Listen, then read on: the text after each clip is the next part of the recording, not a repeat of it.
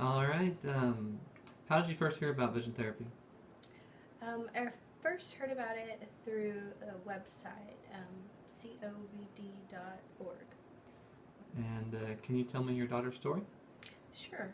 Um, she's always struggled with reading, and since first learning to read, and I'm a teacher, and so I thought it was really important to, have her read, and we'd spend a lot of time reading together, and she would skip over words, and sometimes insert letters, and lose her place, and it was just a big, you know, um, hassle because she didn't like to read, and she was reluctant to read, and along about third grade she was diagnosed with ADHD after I had some testing done, and so um,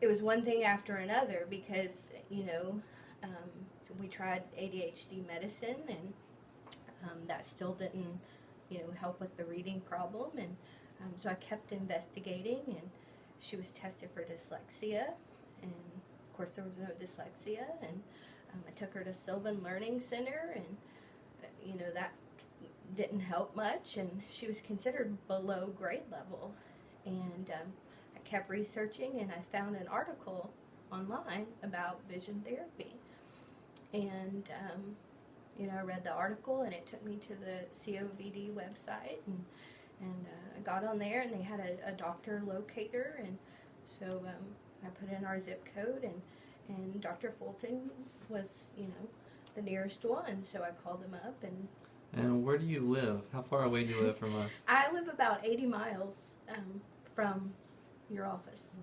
and so called you up, and probably talked for about 30 or 45 minutes that first time, and you answered a ton of questions, and made an appointment and brought her in, and she she started vision therapy, and I mean, it changed her whole world.